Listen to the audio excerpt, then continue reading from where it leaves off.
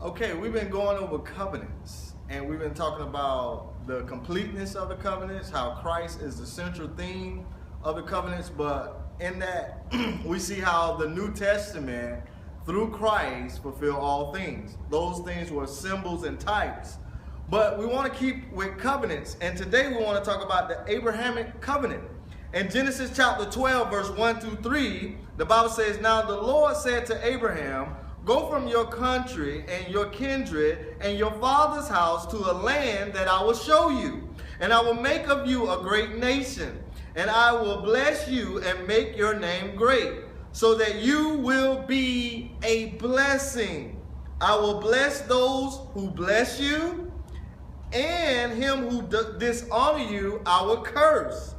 And in you all the families of the earth will be blessed." How? Later on in Genesis, he said that your seed, singular, will bless all nations. And you'll have to look that up in Galatians. But here, God's main promise to Abraham is recorded in Genesis chapter 22, verse 16 and 17. In spite of Abraham's failures and sins, God kept his promise and Isaac was born. Many of God's promises do not depend on our character, but on his faithfulness. God not only gave Abraham a promise, but he also confirmed that promise with an oath. But God did not do this only for Abraham. He has also given us the promise and the oath for the heirs of the promise, of those who will put their faith and trust in Jesus Christ. So our assurance of salvation is guaranteed by God's promise, God's oath, which those two things, God is immutable and he cannot lie. God desired that his people should fully understand the certainties of his promise, and so confirmed by his oath. When we turn through the pages of scriptures and we see the prophets, talking about Moses, talking about Elijah, but Moses had written the first 5 books. So this recording in Genesis is written by the prophet Moses. When we turn to the prophets, the words that seem obscure become clear as we link a prophet's vision to God's promise to Abraham or David. We see the covenant promises emerge as central themes of prophecy as well as history. But as we look at this Abrahamic covenant, God made a number of promises to Abraham. God would be Abraham's God. The Lord will bless Abraham and make his name great. God will bless those who bless Abraham and curse those who curse him. God will make Abraham a blessing to all people. And of course, God will give the land of Canaan to Abraham's ancestor as a permanent possession. But here we see the Abrahamic covenant made a son. God initiated the promise of the covenant with Abraham and then confirmed his promises. God determined to call a special people for himself through whom he will bring blessing to all nations. The Abrahamic covenant is a paramount to a proper understanding of the kingdom concept of the foundation to the Old Testament theology. Number 1, the Abrahamic covenant is described in Genesis chapter 12, verse 1 to 3, what we just read. It's an unconditional covenant. There are no conditional attached. We don't see the clause if, maybe, or indeed. So it suggests that the only fulfillment is through Christ. Number 2, it is a literal covenant in which the promises should be understood literally. And the land is promised should be understood literally and not a type. That land belongs to them. It's not a figure of heaven either. And number 3, it is also an everlasting covenant. The promise that God made to Israel is forever. Notice the features of this covenant in Genesis chapter 12, verse 1 through 3, and also Genesis 17, verse 4 through 8. Number 1, Abraham and his seed is promised the land of Canaan. That's in Genesis chapter 12, verse 1. Number 2, God promised to make Abraham a great nation, and a father of many nations. Name, nation, and a father of many nations. Genesis chapter 12, verse 2. Number 3, God promised to bless Abraham and make him a blessing to all the families on the earth. That's Genesis chapter 12, verse 3. But also God promised bless those who bless Abraham and curse those who curse him. Genesis chapter 12, verse 3. But also, number 5, God promised that him and his wife, an heir who would be his son. Genesis 15, verse 5 through 6. God promised the kings will be from Abraham's loins. Genesis 17, verse 5. Genesis 17, verse 4 through 5. And number 7, God promised that I will be their God. Genesis 17, verse 7 through 8. Now, what was the sign of this covenant? The sign of this covenant is found in Genesis 17, verse 9 through 14, which was circumcision, which means cut around. Circumcision was appointed by God to be the special mark of his chosen people, and a binding sign of their consecration to him and his covenant with them. He established it as a national ordinance in compliance with the divine command to Abraham and his offspring males. The progressive revelation of God is seen during the Abrahamic era. God moves to resolve the dilemma of sin that has entered the human race. Instead of dealing with mankind generally as previously, God begins to work with an individual, named who? Abraham, through whom he will call out a special people. Through these people, God will bless the nations of the earth. The descendants of Abraham will be the mediators of God's will on the earth. And it is through these people, namely Israel, that the Messiah will come and establish his kingdom. Thus God promised blessing through the descendants of Abraham, a blessing that later will include forgiveness of sin. Now let's consider these promises of Abraham. Notice this in Genesis 12, 13, 15, 17, and Genesis 22. 3 times God told Abraham, is there anything too hard for God? Furthermore, the Lord told him 3 times that he would have a son. So Abraham had to have faith that God's word will come true. So let's look at Genesis 12. His citizenship had to change. Abraham was called out of Ur to the land of Canaan. The threefold tie of the land, the people, and the home is to be served. What? To Abraham and his descendant. He first had to change his name in Genesis 12, verse 1, 2, 3, from Abram now to Abraham.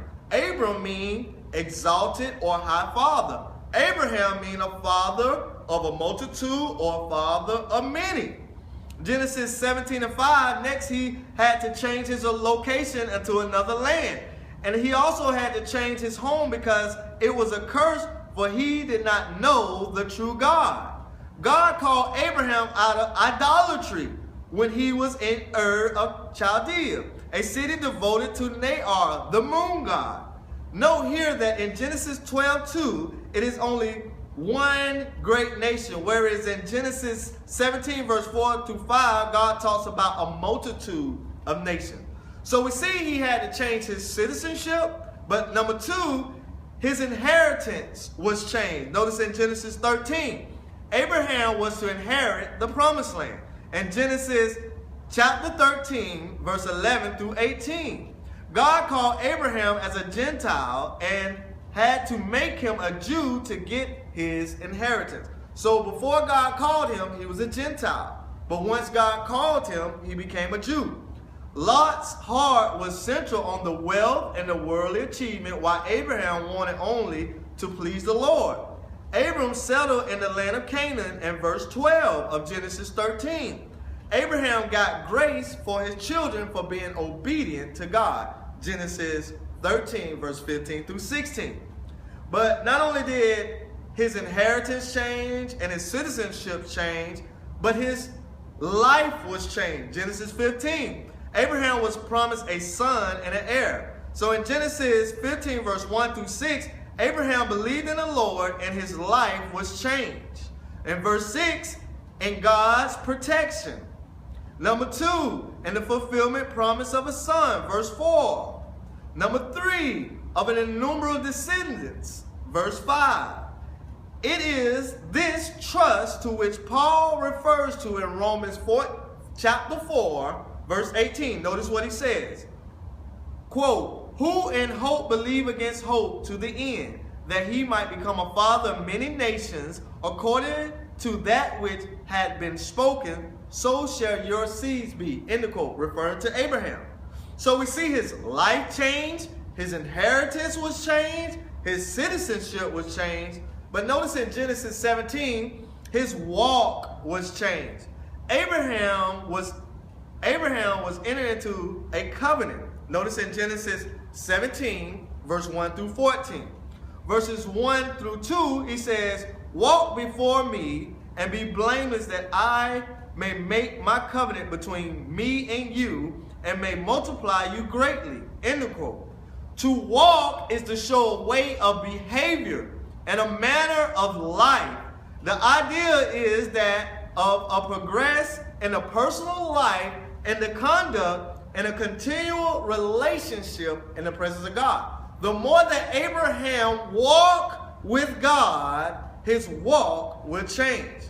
Why? Because as God Almighty, he was fully capable of accomplishing all of his promise. He who started a good work and walked with Abraham will complete it. So we saw his walk was changed in Genesis 17. His life was changed. His inheritance was changed. And his citizenship. But the last thing in Genesis 22, his friendship was changed. Abraham was made a blessing to all nations. In Genesis 22, verse 1 through 18, also Genesis 15 and 6, Isaiah 41 and 18, James chapter 2, verse 21 through 23. But notice what it says of James chapter 2, verse 23.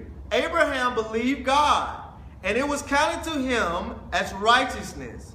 And he was called, notice this, a friend of God. Abraham believed God, and it was counted to him as righteousness.